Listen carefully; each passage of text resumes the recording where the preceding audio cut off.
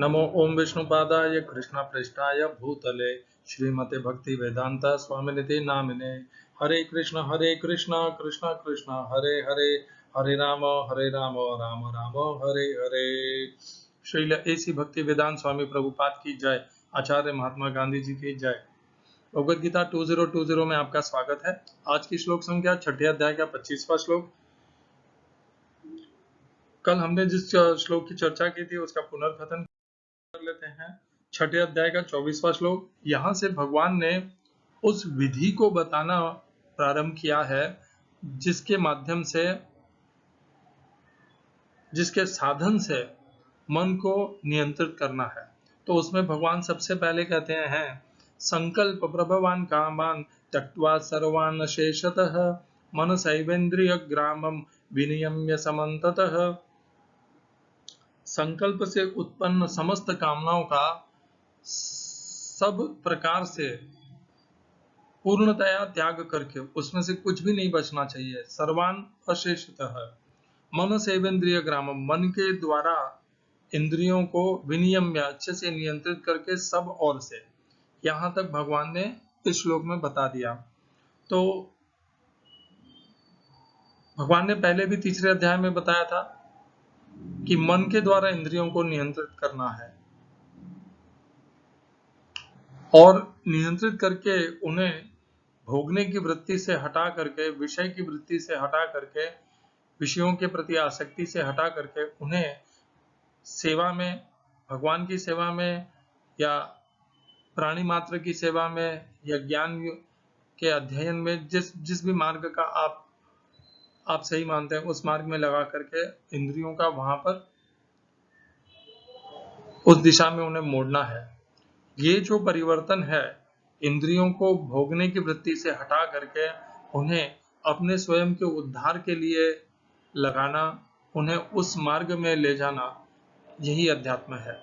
और इस 6 अध्याय के 24वें श्लोक में, वैसे तो ये पूरा अध्याय, 6वां अध्याय आत्म संयम योग अर्थात मन को संयमित करने का योग है और इसी से संबंधित है।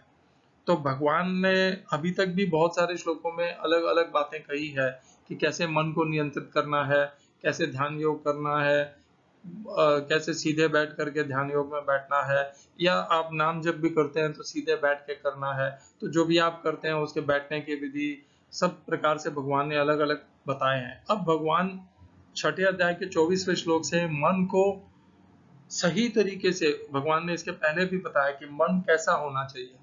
मन होना चाहिए दीपक की लौ के जैसे स्थिर। वायु रहित स्थान में जैसे दीपक की लौ सदैव स्थिर रहती है, वैसे ही कामना रहित होकर मन भी उतना ही स्थिर होना चाहिए। भगवान ने उदाहरण दिया वायु रहित स्थान के दीपक की स्थिर लौ का। वैसे ही यदि मन को स्थिर करना है तो कामना से रहित करना होगा। और इसीलिए 6 अध्याय के 24वें श्लोक में भगवान ने कहा संकल्प से उत्पन्न समस्त कामनाओं का त्याग करके हर प्रकार से, सभी ओर से, पूर्णतया मन के द्वारा इंद्रियों को अच्छे से नियंत्रित करके सब ओर से। फिर क्या करना है भगवान अब बताएंगे हमें आज के श्लोक में, 6 अध्याय के 25वें श्लोक में। पहले तैयारी क्या करनी है, संकल्प प्रभवान कामान त्यक्त्वा सर्वान् अशेषतः मन सेवेन्द्रिय ग्रामम विनियम्य समन्ततः। तो पहली तैयारी है संकल्प से उत्पन्न समस्त कामनाओं को त्याग करना और मन के द्वारा इंद्रियों को अच्छे से सभी ओर से नियंत्रित करना। ये जब तैयारी हो गई तब फिर क्या करना है, शनै शनै उपरमेद बुद्ध्याकृति धृति गृहीतया आत्मसंस्थमन कृत्वा न किंचिदपि चिंतयेत्। हिंदी अनुवाद गीता यथारूप श्रील प्रभुपाद। धीरे धीरे क्रमशः पूर्ण विश्वास पूर्वक बुद्धि के द्वारा समाधि में स्थित होना चाहिए और इस प्रकार मन को आत्मा में ही स्थित करना चाहिए तथा अन्य कुछ भी नहीं सोचना चाहिए। English translation Gita as it is Swami Prabhupada. Gradually, step by step, with full conviction, one should become situated in trance by means of intelligence, and thus the mind should be fixed on the self alone and think about nothing else. इस श्लोक में प्रयोग किए गए संस्कृत शब्दों के अर्थ हैं शनै, धीरे धीरे, शनै ही, एक एक करके, क्रम से, शनै शनै, धीरे धीरे, एक के बाद एक, उपरमेत, निवृत्त रहे या निवृत्त करिए, सही अर्थ होगा निवृत्त करिए। उपरमेत, उसे ऊपर उठाइए। कहां से? विषयों से। संकल्प प्रभवान कामान, जो पिछले श्लोक में भगवान ने कहा था, समस्त संकल्प से उत्पन्न कामनाओं से उसे ऊपर उठाइए। उपरमेत, बुद्ध्या, बुद्धि से, धृति गृहीतया, बुद्ध्या और धृति इन दोनों के बुद्धि के नियंत्रण में लाइए। बुद्धि से दृढ़ता पूर्वक, विश्वास पूर्वक, धृति गृहीतया, अपनी धारणा, अपनी धैर्य शक्ति को पूर्णतया नियंत्रित करके, उसका साधन करके उसे बुद्धि के नियंत्रण में लाइए। दूसरी पंक्ति, आत्मसंस्थम। आत्मसंस्थम अर्थात मन, यहाँ पर प्रभुपाद ने लिखा है समाधि में स्थित, मैं कहूंगा आत्मसंस्थम अर्थात बुद्धि के नियंत्रण में लाइए। आत्म शब्द इस अध्याय में आत्म संयम योग, हमने बार बार आत्म शब्द को मन के लिए कहा है, परंतु मन अपने आप में स्थिर नहीं होता, मन को बुद्धि के द्वारा स्थिर किया जाता है। इसीलिए ये भगवान ने हमें बहुत बार बता दिया है। तीसरे अध्याय में भी भगवान ने बताया, त्वमादौ इंद्रियाण्यादौ नियम्य भरतर्षभ पापमानं प्रजह्येनं ज्ञान विज्ञान नाशनम इंद्रियाणि पराण्याहुः इंद्रियेभ्यः परं मनः मनसस्तु परा बुद्धिः यो बुद्धेः परतस्तु सः एवं बुद्धेः परं बुद्ध्वा संस्तभ्यात्ममात्मना जहि शत्रुं महाबाहो काम रूपम दुरासदम। बुद्धि के द्वारा मन को नियंत्रित करना है, क्योंकि बुद्धि मन से श्रेष्ठ है, मन इंद्रियों से श्रेष्ठ है, इसलिए मन के द्वारा इंद्रियों को नियंत्रित करना है। मन के द्वारा इंद्रियों को नियंत्रित करना है, यह भगवान ने पिछले श्लोक में बता दिया, 6 अध्याय के 24वें श्लोक में। मन सैवेंद्रिय ग्रामम, मन से इंद्रियों को नियंत्रित करना है। इस श्लोक में भगवान बता रहे हैं बुद्धि के द्वारा मन को नियंत्रित करना है। आत्मसंस्तम, यहाँ पर जो आत्म शब्द है वह बुद्धि के लिए है। आत्मसंस्तम, समाधि में स्थित अर्थात बुद्धि के अंतर्गत लाना है, बुद्धि के नियंत्रण में लाना है। मन कृत्वा, मन को कीजिए। मन, मन कृत्वा करके, न किंचित अपि, न नहीं, किंचित अन्य कुछ भी, अपि चिंतये सोचें। इस श्लोक का तात्पर्य भगवत गीता यथारूप से श्रील प्रभुपाद द्वारा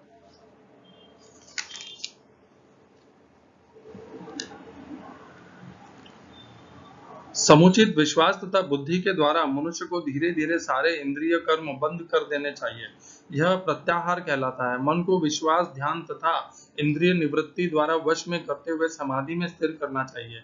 उस समय देहात्म बुद्धि में अनुरक्त होने की कोई संभावना नहीं रह जाती। दूसरे शब्दों में, जब तक इस शरीर का अस्तित्व है तब तक मनुष्य पदार्थ में लगा रहता है, किंतु उसे इंद्रिय तृप्ति के विषय में नहीं सोचना चाहिए। उसे परमात्मा के आनंद के अतिरिक्त किसी अन्य आनंद का चिंतन नहीं करना चाहिए।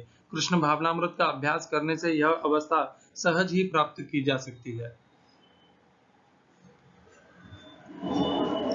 ओम अज्ञानतिमिरन्धस्य ज्ञानाञ्जनशलाकया चक्षुरुन्मीलितं येन तस्मै श्री गुरुवे नमः।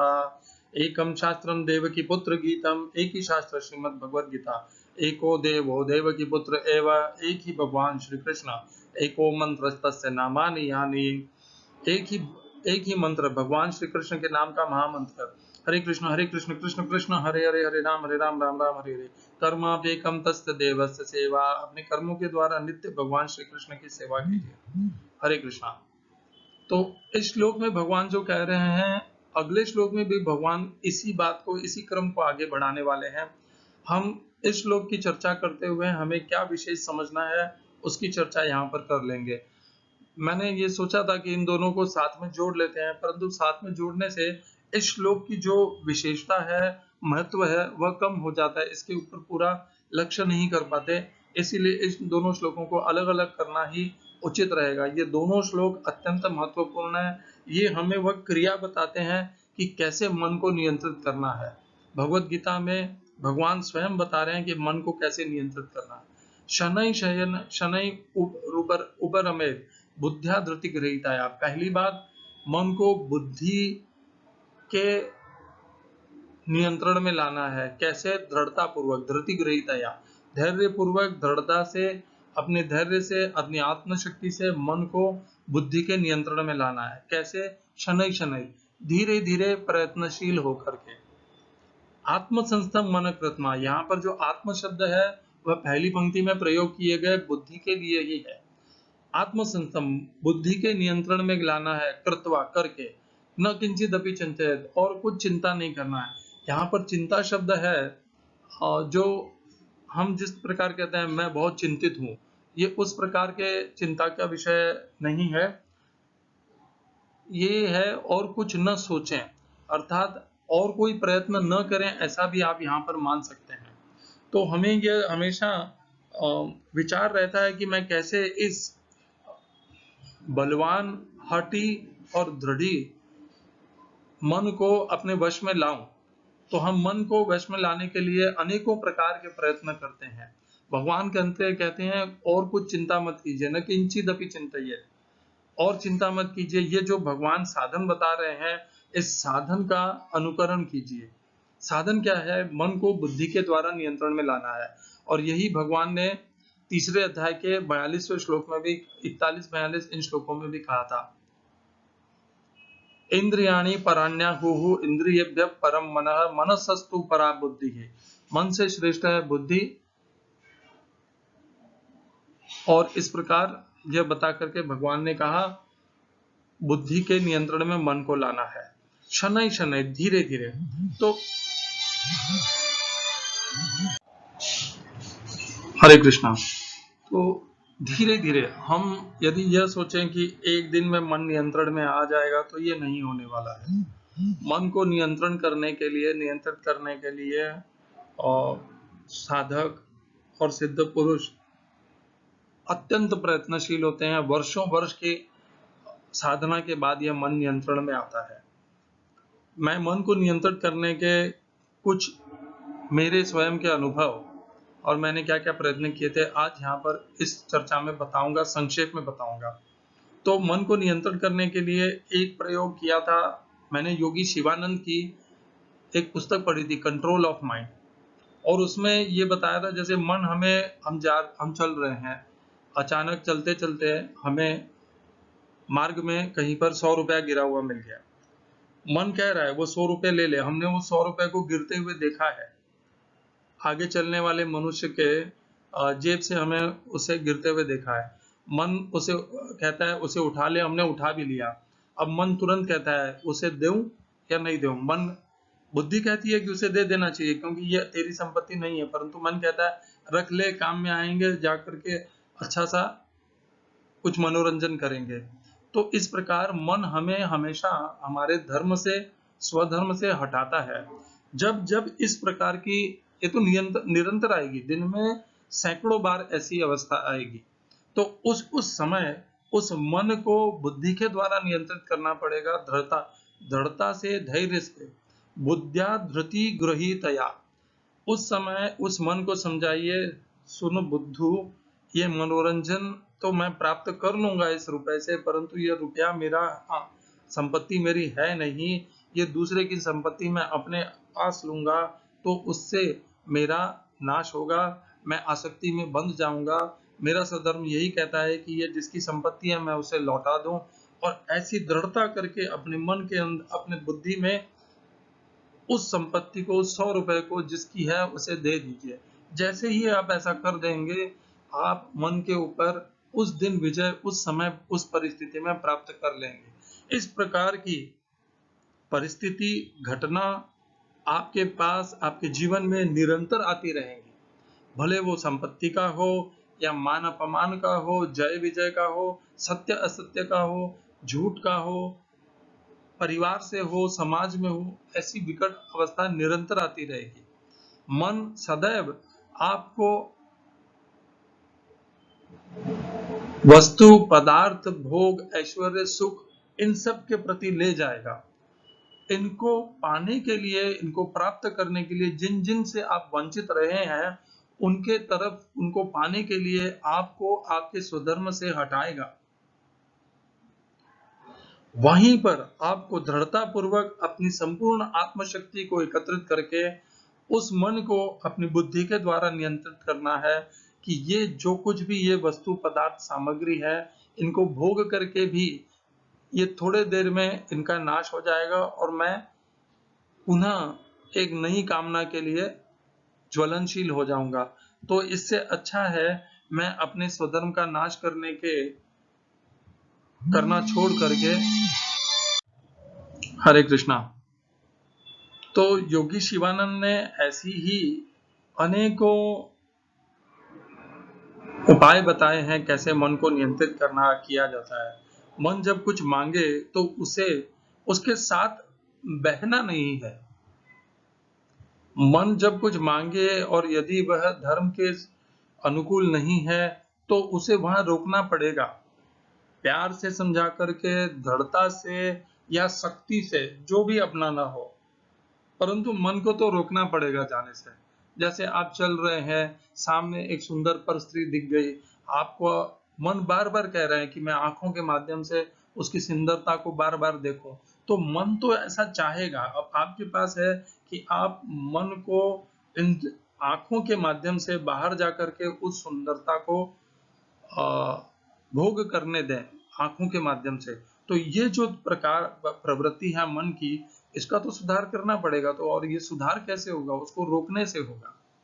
तो रोकना का जो मार्ग है वही है मन को बुद्धि के द्वारा रोकना है कि वह पर स्त्री है, उसे माताजी कहो और उसे वैसा आदर सम्मान दो, उसके प्रति गलत भावना मत लाओ, यह तुम्हें शोभा नहीं देती, यह अधर्म है। इस प्रकार समझाते हुए मन को अपने बुद्धि के नियंत्रण में लाना होगा और नियंत्रण में ला करके उसे उस अधर्म से रोकना होगा, उस पाप से हटाना होगा। ऐसे जीवन में अनेकों निरंतर प्रतिदिन सैकड़ों ऐसे अवसर आएंगे जब मन कुछ करना चाहेगा, क्योंकि उसे सुख, भोग, ऐश्वर्य इन सब की जन्म से इस प्रकार इनकी उसे इच्छा रही है। इसी प्रकार अपनी इच्छा की तृप्ति करके मन ने सुख को समझा है, जाना है, सुख को क्षण भर के लिए पाया है, तो यह मन का स्वभाव बन गया है। उस मन को वहां से रोक करके, प्यार से समझा करके, दृढ़ता से, बलपूर्वक, जैसे भी आवश्यकता हो उसे हटा, बुद्धि के द्वारा नियंत्रित करके उसे अपने बुद्धि के नियंत्रण में रखना है। शनै शनै, धीरे धीरे इसी प्रकार प्रयास करते हुए मन को वो जहां जहां बाहर जा रहा है विषयों के प्रति, वहां से उसे हटा करके अपने बुद्धि के नियंत्रण में लाना है। प्यार से फुसला करके, दृढ़ता पूर्वक, जो भी आपका स्वभाव हो उसके अनुकूल। यदि आप में अत्यंत धैर्य, आत्मशक्ति है तो आप दृढ़ता का मार्ग चुनिए। यदि आप जानते हैं कि आप में इतनी आत्मशक्ति और दृढ़ता नहीं है तो बुद्धि का प्रयोग कीजिए कि ये मेरे लिए सही नहीं है। अपने आप को दूसरे वहां से हटा लीजिए, अपने आप को दूसरी जगह लगाइए, मन को दूसरा जगह लगाइए। इस प्रकार अनेक जैसे जिसका स्वभाव है उस प्रकार से मन को वहां से हटाना होगा और बुद्धि के नियंत्रण में लाना होगा। मन को पवित्र करना होगा, उसे शुद्ध करना होगा। उसके अंदर ये जो भोगने की वृत्ति है, ऐश्वर्य सुख के प्रति कामनाएं हैं, इन सब से उसे शुद्ध करना होगा। शनै शनै, धीरे धीरे इस प्रकार महीनों महीने, वर्षों वर्ष प्रयत्न करते हुए वह मन शुद्ध होगा। आपको धीरे धीरे मन के ऊपर शांति प्राप्त होगी, मन के ऊपर विजय प्राप्त होगी। और जैसे जैसे आप मन के ऊपर विजय प्राप्त करेंगे, एक अद्भुत आनंद प्राप्त होगा कि हाँ, आज ये बेटा वापस मन मेरे नियंत्रण में आ ही गया है। जैसे जैसे आपको अनुभव होगा कि आप जब मन को उस विषय से, उस भोगने से, उस सुख से हटाएंगे, तो प्रारंभ में तो वो मन आपको कचोटेगा, चोट देगा, आपको दुख देगा, परंतु धीरे धीरे जैसे ही आप उसे नियंत्रण में सहज करने लग जाएंगे, तब आपको एक भिन्न ही प्रकार की, एक बड़ी ही सुंदर और मधुर विजय का एहसास होगा कि हाँ, स्वतंत्रता का एहसास होगा कि आज मैं इस मन के अधीनता से स्वतंत्र हो गया हूं और उस स्वतंत्रता का अनुभव दिव्य है एकदम। हम सदैव अपने आजीवन मनुष्य मन के पराधीन रहता है। जैसे ही वह मन को अपने अधीन में कर लेता है, तो वह जो विजय है, वह जो स्वतंत्रता है, वह बहुत ही मधुर है, अत्यंत वांछनीय है। उसके सामने ये विषय पदार्थ एकदम तुच्छ और व्यर्थ लगेंगे। इसका अनुभव किया है मैंने और अनुभव करके ही ये बता रहा हूं कि वह सच में अत्यंत दिव्य सुख है। यह था एक मार्ग, जिस प्रकार से आप भी योगी शिवानंद की कंट्रोल ऑफ माइंड ले सकते हैं, उसे पढ़ सकते हैं। उसमें दिए हुए योगी शिवानंद द्वारा अनेकों प्रयोग हैं, उनको पढ़ करके उन्हें अपने जीवन में अपना सकते हैं। यदि आपको योगी और योगियों के में आस्था है, आपका विश्वास है, आपकी श्रद्धा है, यदि आप भक्ति मार्गी हैं या इस्कॉन के मार्ग को चुने हैं और आपने यह मन में धारण कर रखा है कि मन को पृथकता से नियंत्रण में करने की कोई आवश्यकता नहीं है, मेरा संबंध है, मेरा नियम है केवल भगवान श्री कृष्ण का नाम जपना और मन अपने आप ही नियंत्रण में आ जाएगा, तो आप उस मार्ग से भी कर सकते हैं। क्योंकि अभ्यास भी इस अभ्यास का भी अंत यहीं पे आएगा, मन को नियंत्रण में करना। जब हम अभ्यास में बैठते हैं, नाम जप में बैठते हैं, तो मन विषयों के प्रति जाता है और वहां पर भी हम यही करते हैं, शनै शनै रूप रमेल। वहां से हम नाम जप करते हुए मन को हटाते हैं। मन जो पुरानी मनोरंजन जो उसने भोग किया है उसकी स्मृति लेके आता है, वहां से उसे हटा करके बुद्धि के नियंत्रण के द्वारा हम उसे दृढ़ता पूर्वक भगवान के नाम में लगाते हैं। तो ये जो शनै शनै है, ये बुद्ध्या ऊपर में बुद्ध्या धृति गृहीतया, ये कर्मयोग में भी है, ये भक्ति योग में भी है, ये ज्ञान योग में भी है। आप ज्ञान योग में भी जब आप बैठेंगे, आप ध्यान कर रहे हैं, आप अभ्यास कर रहे हैं, तब यह मन आपको बाहर ले जाएगा और उस समय आपको दृढ़ता पूर्वक मन को समझा करके अपने ज्ञान योग में, अपने ध्यान में स्थिर करना होगा। शनै शनै तो अनेकों, ये कोई एक साधन से ये मन नियंत्रण में नहीं आना है। आप यदि यह समझेंगे कि केवल मैं उसके ऊपर निग्रह करता रहूंगा तो वह नियंत्रण में आ जाएगा, ये ऐसा नहीं होना है।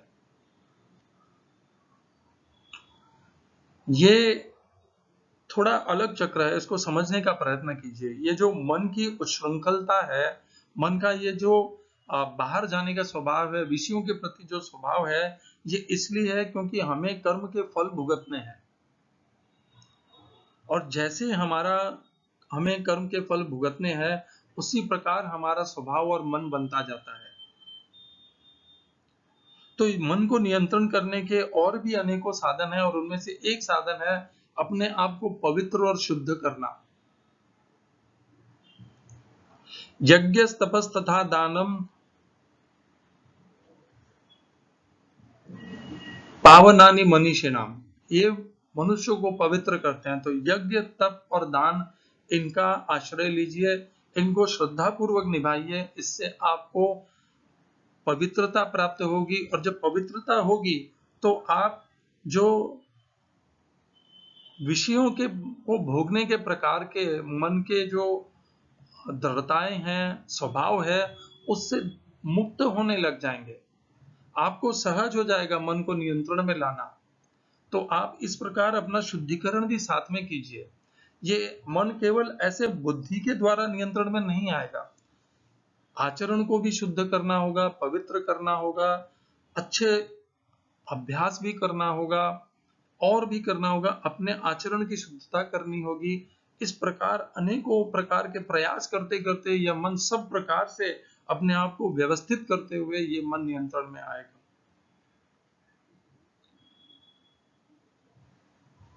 यदि कोई मनुष्य राजा भी है परंतु वह मन के अधीन है, तब भी वह राजा कहलाने के योग्य नहीं है।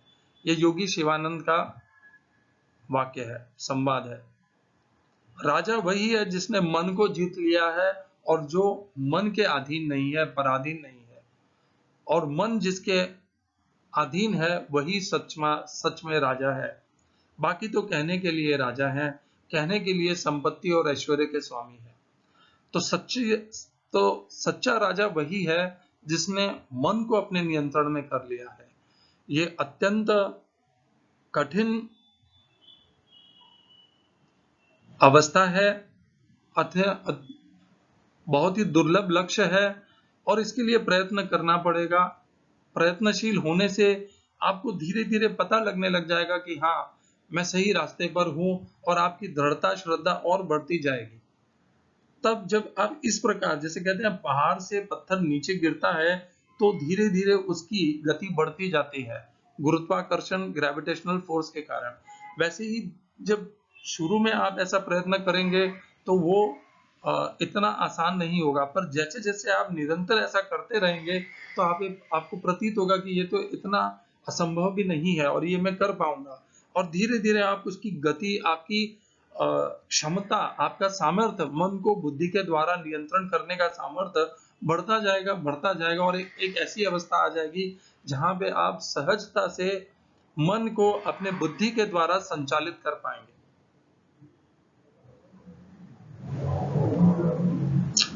महात्मा गांधी इस मनुष्य समुदाय में एक ऐसे उदाहरण है जिन्होंने मन को पूर्णतः अपने वश में कर लिया था। उन्होंने भी, उनके प्रयास भिन्न प्रकार के थे जिनके माध्यमों से उन्होंने मन को नियंत्रण में किया, और उसमें सबसे पहला है सत्यव्रत। उन्होंने सबसे पहले सत्य भाषण, सत्यभाषी बने। वो सत्य का जब भाषण होता है तब मन वहां भी रोकता है हमें, अरे सच मत बोल, ये सामने वाला तेरा क्या सोचेगा तेरे बारे में, तेरी तो सारी सम्मान तू खो देगा। तो इस प्रकार, अरे तू जो उससे जो चाहता है वो तुझे कभी नहीं मिलेगा। तो इस प्रकार मन बार बार प्रलोभन देगा असत्य कहने के लिए, परंतु जो सत्यभाषी होता है वह मन के इन प्रलोभनों के द्वारा विचलित नहीं होता। वह सत्यभाषी अत्यंत दृढ़ संकल्पी होता है और दृढ़ संकल्प ले लेता है। एक बार वह सत्यव्रत को अपना लेता है तो वह दृढ़ता पूर्वक अपने मन को समझा लेता है कि देखो, मैं तुम्हारी तृप्ति के लिए असत्य का भाषण नहीं करूंगा, मैं सत्य की राह पर ही चलूंगा। इस सत्य की राह के में चलने में मुझे कितने भी चोट खानी पड़े, कितनी भी हानि सहनी पड़े, कितना भी अपमान सहना पड़े, कितनी भी दरिद्रता पानी पड़े, तो भी मैं असत्य का भाषण नहीं करूंगा। राजा हरिश्चंद्र को देख लीजिए, वे सत्यव्रत थे। तो सत्यवादी राजा हरिश्चंद्र ने सत्य का पालन करते हुए अपने राज्य खो दिया, अपने परिवार, अपनी पत्नी को खो दिया, अपने पुत्र को खो दिया, अपना समस्त सुख चैन खो दिया, परंतु वे सत्यवादी रहे। उनकी परीक्षा ली, विश्वामित्र ने उनकी परीक्षा ली। तो ये सत्य का जो कथन है, सत्य का जो व्रत है, ये सरल नहीं है, आसान नहीं है। महात्मा गांधी जी ने सत्य के व्रत के द्वारा अपने आप को, अपने मन को नियंत्रण में लिया। वो एक साधन बना, और भी अनेकों साधन थे उनके, वो सबसे प्रथम साधन बना सत्य का व्रत। सत्य का व्रत होने के कारण मन को वे धैर्यता पूर्वक नियंत्रण में लाने के लिए बने। और भी उनके आश्रम में अनेकों प्रयोजन थे। उन्होंने अपना दैनंदिन जीवन व्यवस्थित किया। सुबह 4 बजे उठना, प्रार्थना करना, किस समय में क्या भोजन खाना, बिना मसाले के, बिना नमक के, बिना स्वाद के भोजन को केवल शरीर की पूर्ति के लिए ग्रहण करना, अपने जीवन को दूसरों की सेवा में लगाना। इस प्रकार उन्होंने यज्ञ तप करके उन्होंने अपने आप को पवित्र किया, तप भी किया। इस प्रकार का अस्वादिष्ट, न कोई स्वाद वाला, न रुचि वाला भोजन को वे नियमित स्वयं भी लेते थे। अपने आश्रम में सबको लेने के लिए नियम बना दिए थे उन्होंने। और कोई भी संपत्ति का परिग्रहण नहीं करना। संपत्ति के लिए कुछ प्राप्त, संपत्ति और जमीन को प्राप्त करके संग्रहित करने के लिए वे कुछ भी नहीं करते थे। संग्रह से उन्होंने अपने आप को हटा लिया था। कुछ भी संग्रह नहीं करते थे। वे तो छोड़िए, वे अपनी संस्थाओं को भी कुछ संग्रह करने नहीं देते।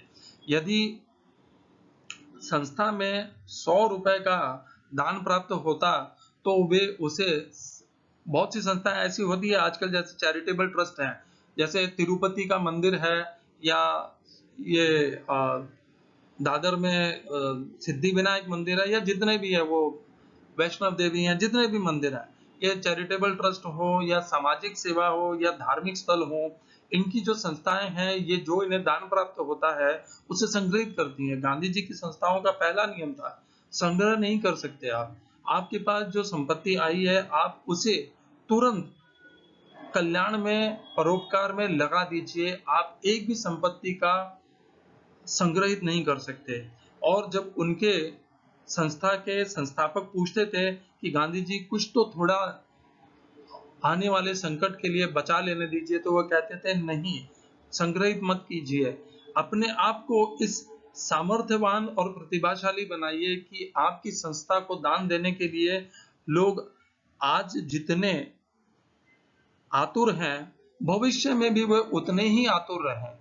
तो गांधी जी का यह दृढ़ मत था, यदि किसी संस्था को अपना अपने समाज से अपना संबंध बनाए रखना है, अपने समाज के प्रति उनकी जो दृढ़ निष्ठा है, श्रद्धा है, परोपकार की जो भावना है, वो बनाई रखनी है, तो उसे संग्रह नहीं करना है, उसे निरंतर वह करते रहना है। जब वो करते रहेंगे तो उस संस्था के प्रति समाज का एक विशेष आदर होगा कि यह संस्था केवल परोपकार के लिए काम करती है, संग्रहित करने के लिए नहीं करती।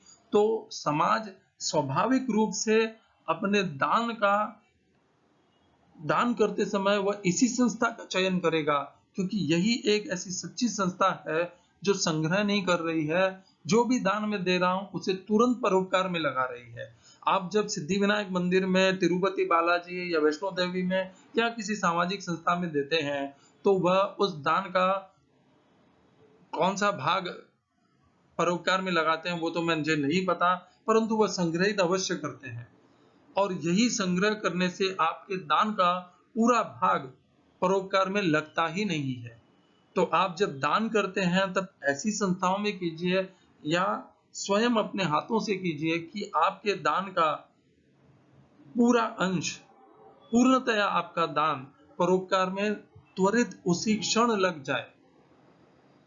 संस्था के संग्रह के लिए दान मत कीजिए, संस्था के संपन्नता के लिए दान मत कीजिए। दान कर रहे हैं, त्वरित तत्क्षण परोपकार के लिए दान कीजिए।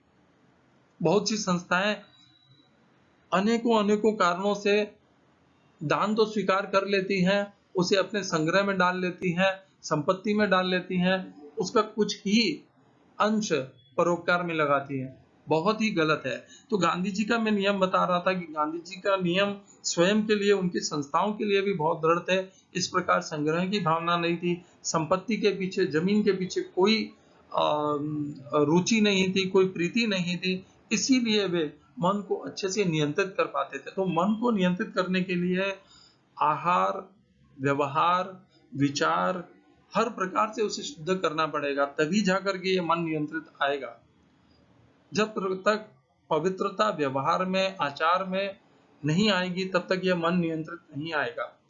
पवित्रता पहली सीढ़ी है जहां से मन को नियंत्रित करने की क्षमता भगवान प्रदान करेंगे।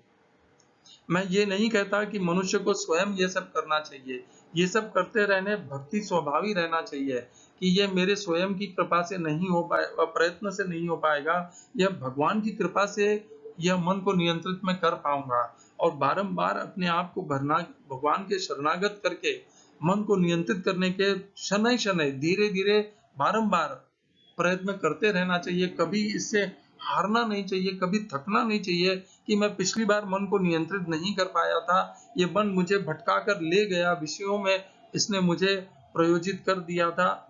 कोई बात नहीं, पुनः प्रयत्न कीजिए। अगली बार जब पुनः परिस्थिति आएगी तो अबकी बार और दृढ़ता से और संकल्प से प्रयत्न कीजिए। आप कभी न कभी अवश्य सफल होंगे। इस प्रकार अपनी सफलता को बढ़ाते जाइए, उसकी सीमा को बढ़ाते जाइए, और यह मन आपके नियंत्रण में धीरे धीरे आने लगेगा। एक दिन ऐसी अवस्था आएगी कि यह मन पूर्णतया आपके नियंत्रण में होगा। मैंने अभी कुछ ही प्रकार बताए हैं मन को नियंत्रण में करने के, और भी अनेकों प्रकार हैं मन को नियंत्रण में करने के। जब हम मेडिटेशन करते हैं, ध्यान करते हैं, तो वो भी मन को नियंत्रण करने का एक साधन है। हम जब आने और जाने वाली श्वास को देखते हैं, प्राणायाम करते हैं, उस पर अपना ध्यान केंद्रित करते हैं, तब हमें पता चलता है, अरे मैं तो अपने आप ही पूर्ण हूँ।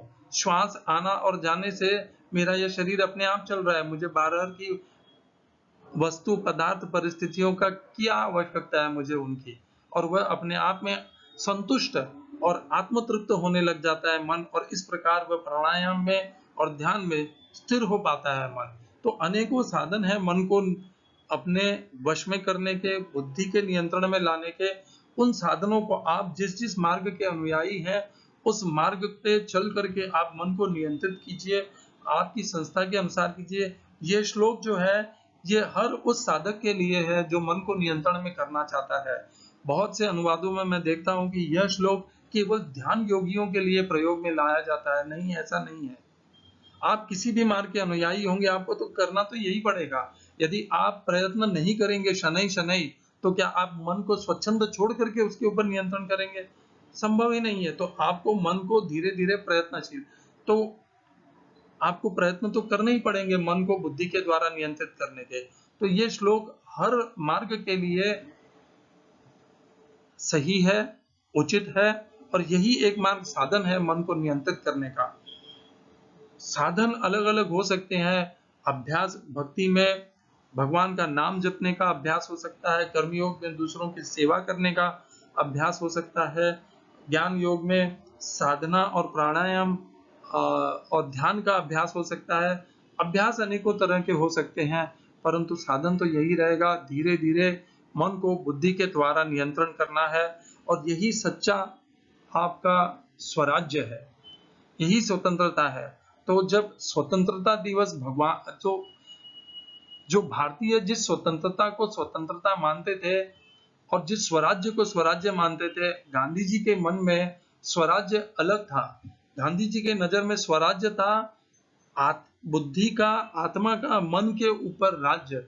भगवान गांधी जी उसे स्वराज्य मानते थे। ये तो राजनीतिक स्वराज्य है कि हम ब्रिटिश के अधीनता से, परतंत्रता से मुक्त होकर के स्वाधीन हो गए, परंतु वह सच्ची स्वतंत्रता है कहाँ? हमारे राजनेता आज भी परतंत्र ही हैं, और वे स्वयं परतंत्र हो करके उन्होंने हमारी जीवन को नर्क बना दिया है। भगवान ने दिए हुए इस पृथ्वी के स्वर्ग में भी हमें नर्क का भोग करना पड़ रहा है। क्यों? उसका कारण क्या है? क्योंकि हमारे राजनेता पराधीन है। किसके पराधीन है? वे अपने मन के पराधीन है। मन उनसे ऐसी ऐसी गंध, पाप, षड्यंत्र करवाता है कि यह हमारा देश, हमारी यह धरती नर्क बन जाती है। तो गांधी जी इसीलिए चाहते थे कि स्वराज्य केवल राजनीतिक स्वराज्य न हो, परंतु मन के ऊपर स्वयं का, स्व अर्थात स्वयं, आत्मा और बुद्धि का राज हो, वह उसे स्वराज्य मानते थे। और गांधी जी का आंदोलन इसीलिए एक राजनीतिक आंदोलन नहीं था, उनके लिए वह एक आध्यात्मिक आंदोलन था। उनके लिए वही आंदोलन भगवान को प्राप्त करने का योग था। स्वराज्य को गांधी जी ने योग बना दिया था। स्वराज्य योग था गांधी जी का। इस शब्द का प्रयोग किसी ने किया नहीं है, परंतु जो भी गांधीवादी है, जो गांधी जी को जानते हैं, पढ़ते हैं, अध्ययन करते हैं, वे जानते हैं कि स्वराज्य का अर्थ गांधी जी के लिए यही था। मन के ऊपर बुद्धि और आत्मा का पूर्ण नियंत्रण, वही स्वराज्य है। जब आत्मा और बुद्धि मन के से स्वतंत्र हो जाएं, तो वही स्वराज्य और वही योग का साधन है। क्योंकि जब तक इस प्रकार नहीं होगा, तब तक योग प्राप्त होगा ही नहीं। और यही एक योग को प्राप्त करने का एकमात्र साधन है, मन को नियंत्रित करना। मैं इससे संबंधित और भी कुछ श्लोक करना चाहता था, परंतु आज की यह चर्चा हमारी ऐसी ही विस्तार पूर्वक हो गई है। परंतु मैंने इसमें आपको अनेकों पहलू बताए हैं। आप उन पहलुओं पे और विचार कीजिए, उनका अध्ययन कीजिए, उनके बारे में और पृथक पृथक साधनों से ज्ञान प्राप्त करने का प्रयास कीजिए। आपको जो कुछ भी पहलू बताए हैं उनकी पुष्टि कीजिए और आपको वे पहलू सभी सही प्राप्त होंगे और आप उनका अनुसरण कीजिए और आप निश्चय ही मन को अपने वश में करने के में सामर्थ्यवान होंगे, सफल होंगे। यही भगवान श्री कृष्ण से प्रार्थना है। भगवत गीता का यही प्रयोजन है कि हम जो आत्मा और बुद्धि हमारी मन के पराधीन है, हम उस पराधीनता से स्वतंत्र हो सके। अर्जुन भी उसी पराधीनता के से विक्षिप्त थे। मन की पराधीनता कि वे स्वजनों को नहीं मारना चाहते थे, स्वजनों का मोह था। भगवान ने भगवत गीता के माध्यम से उनके उस मोह का भंग किया, उनकी मन की जो पराधीनता थी उसे उन्हें मुक्त किया, उन्हें अपने स्वधर्म के प्रति जागृत किया और उन्हें मन की पराधीनता से स्वतंत्र करके उन्हें अपने स्वधर्म में स्थिर, दृढ़ और बलशाली बनाया। भगवत गीता का भी यही प्रयोजन है, मन को नियंत्रित करना। इसीलिए भगवान बार बार कहते हैं, इंद्रियों को मन के द्वारा नियंत्रित करके उन्हें अपने अभ्यास में, अपने योग में लगाइए। यही भगवत गीता का प्रयोजन है, जिसे भगवान बार बार कहते हैं। यही साधन है मन को नियंत्रित करने का, यही उद्देश्य है, योग का आधार है मन को नियंत्रित करना। हरे कृष्णा। श्रील ऐसी भक्ति वेदांत स्वामी प्रभुपाद की जय, आचार्य महात्मा गांधी जी की जय, योगी शिवानंद जी की जय।